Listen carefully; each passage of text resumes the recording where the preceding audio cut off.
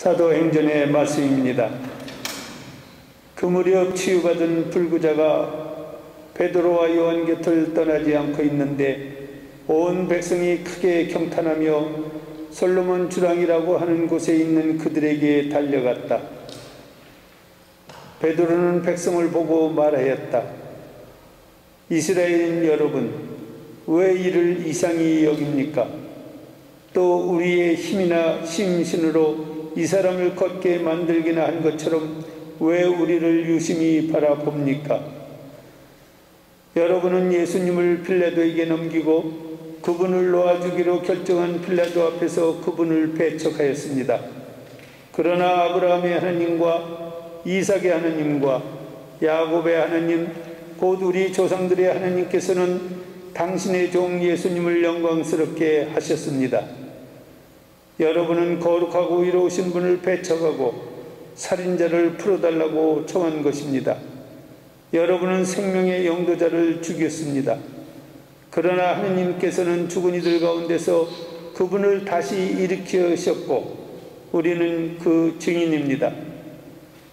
이 예수님의 이름에 대한 믿음 때문에 바로 그분의 이름이 여러분이 지금 보고 또 아는 이 사람들을 튼튼하게 하였습니다.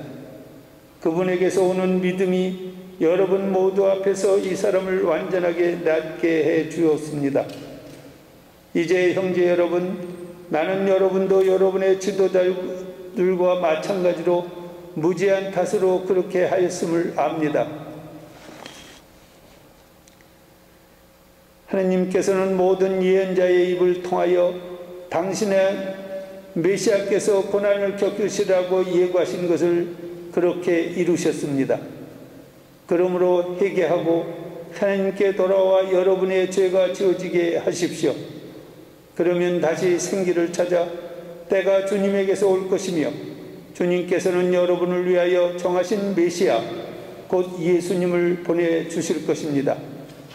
물론 이 예수님께서는 하느님에게서 예로부터 당신의 거룩한 예언자들의 입을 통하여 말씀하신 대로 만물이 복원될 때까지 하늘에 계셔야 합니다. 모세는 이렇게 말하였습니다. 주 너의 하나님께서는 너의 동족 가운데서 나와 같은 예언자들을 일으켜 주실 것이니 너희는 그가 하는 말은 무엇이든지 다 들어야 한다. 누구든지 그 예언자의 말을 듣지 않는 자는 백성에게서 잘려나갈 것이다. 그리고 사무엘을 비롯하여 그 뒤를 이어 말씀하신 전한 모든 예언자도 지금의 이때를 예고하였습니다.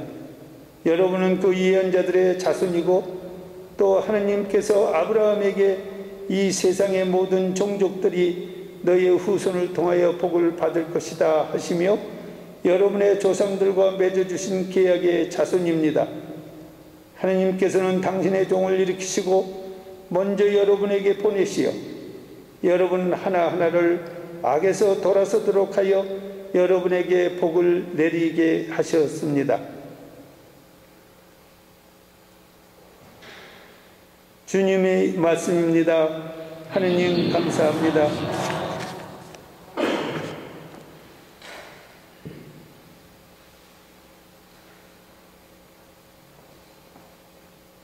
주님, 저희 주님, 온 땅에 당신 이름이 얼마나 크시옵니까? 주님, 저희 주님, 온 땅에 당신 이름이 얼마나 크시옵니까? 주님, 저희 주님, 인간이 무엇이기에 이토록 기억해 주시나이까? 사람이 무엇이기에 이토록 돌보아 주시나이까? 주님, 저희 주님, 온 땅에 당신 이름이 얼마나 크시옵니까? 천사보다는 지고 못하게 만드셨어도 영광과 존귀의 관을 씌워주셨나이다. 당신 손으로 지으신 작품들을 다스리게 하시고 만물을 그 발 아래 두셨나이다. 주님, 저희 주님, 온 땅에 당신 이름이 얼마나 크시옵니까? 저 모든 양떼와 소떼, 들짐승하며 하늘의 새와 바다의 물고기, 물속길을 다니는 것들을 다스리게 하셨나이다. 주님, 저희 주님, 온 땅에 당신 이름이 얼마나 크시옵니까? 구속과는 다 함께 낭독하시겠습니다. 맨 사제 59쪽입니다. 다 함께 낭송하십니다. 파스카 희생제물 우리 모두 찬미하세. 그리스도 주인을 아버지께 화해시켜 무죄하신 어린 양이 양떼들을 구하셨네. 죽음 생명 싸움에서 참혹하게 돌아가신 불사르며 용사께서 다시 살아 사세리네. 마리아라 무엇을 구하는지 살아가신 주님 믿어 부활하신 주님 영광 목격자 천사들과 주의 영도 난 구하네. 그리스도 나의 희망 죽음에서 부활했네. 너희보다 먼저 앞서 갈릴리아 가시리라. 그리스도 부활하신 저희 굳게 믿사오니 승리하신 주님 자비를 베푸소서. 일어나십니다. 할렐루야. 할렐루야. 이날은 주님이 마련하신 날, 이날을 기뻐하며 즐거워하세. 할렐루야.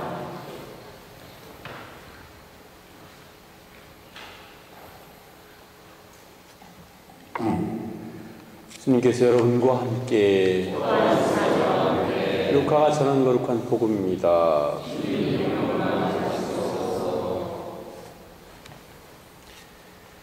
그 무렵 예수님의 제자들은 길에서 겪은 일과 빵을 떼실 때에 그분을 알아보게 된 일을 이야기해 주었다. 그들이 이러한 이야기를 하고 있을 때에 예수님께서 그들 가운데 서시어 평화가 너희와 함께 하고 그들에게 말씀하셨다. 그들은 너무나 무섭고 두려워 유령을 보는 줄로 생각하였다. 그러자 예수님께서 그들에게 이르셨다. 왜 놀라느냐? 어찌하여 너희 마음에 여러 가지 의혹이 있느냐? 내 손과 내 발을 보아라. 바로 나다. 나를 만져보아라. 유령은 살과 뼈가 없지만 나는 너희도 보다시피 살과 뼈가 있다. 이렇게 말씀하시고 나서 그들에게 손과 발을 보여주셨다. 그들은 너무 기쁜 나머지 아직도 믿지 못하고 놀라워하는데 예수님께서 그들에게 여기에 먹을 것이 좀 있느냐 하고 물으셨다. 그들이 구운 물고기 한 토막을 드리자 예수님께서는 그것을 받아 그들 앞에서 잡수셨다. 그리고 그들에게 이르셨다. 내가 전에 너희와 함께 있을 때에 말한 것처럼 나에 관하여 모세의 율법과 예언서와 시편에 기록된 모든 것이 다 이루어져야 한다. 그때 예수님께서는 그들의 마음을 여시어 성경을 깨닫게 해 주셨다. 이어서 그들에게 이르셨다. 성경에 기록된 대로 그리스도는 고난을 겪고 사흘 만에 죽은 이들 가운데서 다시 살아나야 한다. 그리고 예루살렘에서부터 시작하여 죄의 용서를 위한 회개가 그의 이름으로 모든 민족들에게 선포되어야 한다. 너희는 이 일의 증인이다.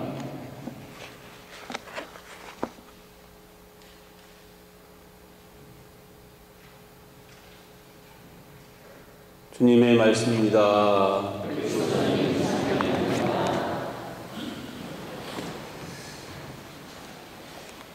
예, 저는 특별히 복음서에 나타난 예수님의 부활 소식을 전하는 제자들의 모습과 또 그런 그들의 부정적인 그런 반응을 보면서 오히려 예수님의 부활을 더욱더 확신하고 더욱더 신빙성 있는 것으로 믿고 받아들이게 됩니다.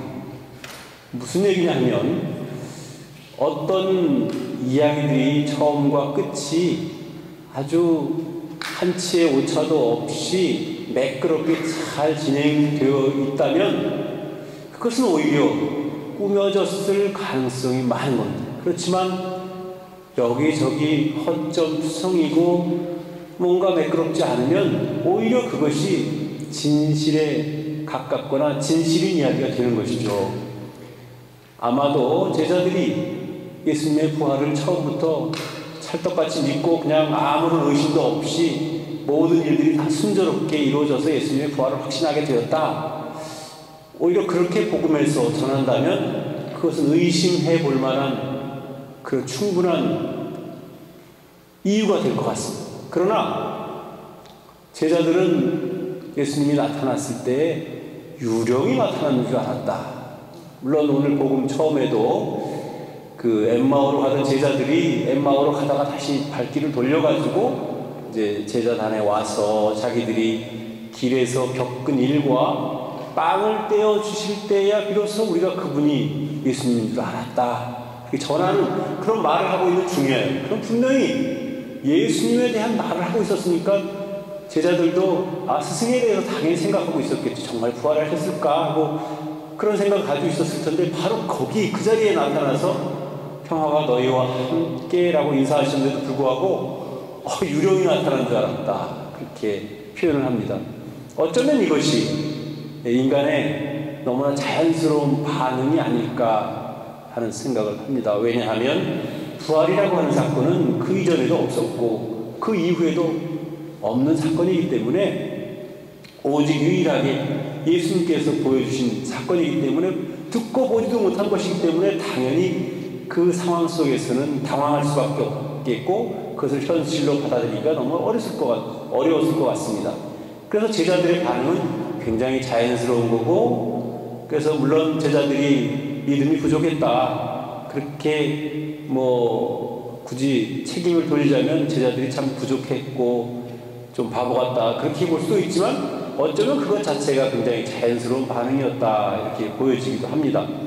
또한 동시에 그것은 우리에게 많은 위안을 주기도 합니다. 왜냐 어떤 의미에서 위안을 주냐 하면 우리도 참 사실 예수님의 부활이 긴가 아닌가 할 때가 있습니다.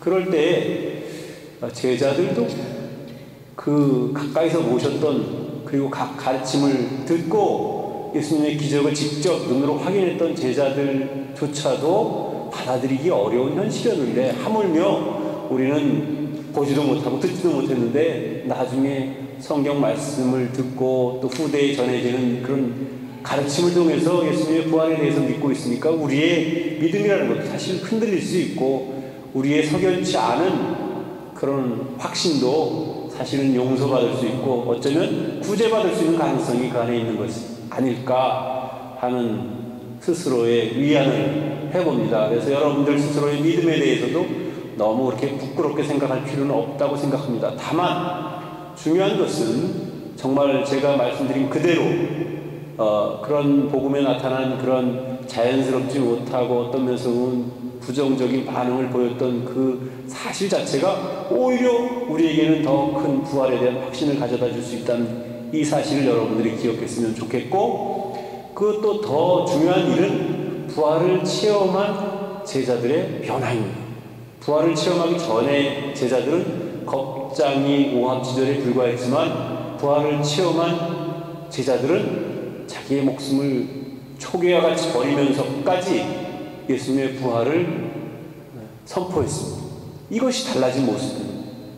따라서 또 우리에게 과제가 한 가지 주어지게 되는데 그 과제는 뭐냐면 정말로 내가 예수님의 부활을 믿는다면 나의 삶도 분명 변화가 있어야 될 거라는 거예요. 내가 제대로 신앙생활을 하지 못하는 이유는 아직도 예수님의 부활을 제대로 믿지 못하고 확신하지 못하고 따라서 예수님의 부활이 우리에게 가르쳐주는 그런 가르침대로 살지 못하고 있는 우리 자신들의 그런 부족함을 우리가 스스로 인정할 수밖에 없는 그런 일인 것 같습니다. 그래서 부활을 믿고 부활을 살아간다는 것은 뜨뜻미지근한 마음으로 이래도 좋고 저래도 좋고 이거 아니면 말고 그런 삶이 아니고 뭔가 좀 투신적인 삶, 자기의 모든 것을 이렇게 하느님께 또 주님께 다 맡길 수 있는 그런 삶이 되어야 한다는 것입니다. 그래서 우리가 아직도 뜨뜻미지근한 이유는 단 하나, 우리가 아직도 부활을 정말 있는 그대로 확신하지 못하고 있다는 그 증거라고 볼 수밖에 없을 것 같습니다. 그래서 우리가 좀 더 강한 믿음을 우리가 갖게 되고 또 성령의 이끄심에 의해서 부활을 실질적으로 내 안에서 부활을 믿고 살아가는 그런 신앙인들이 되었으면 좋겠다. 그런 바람을 여러분들에게 말씀드립니다.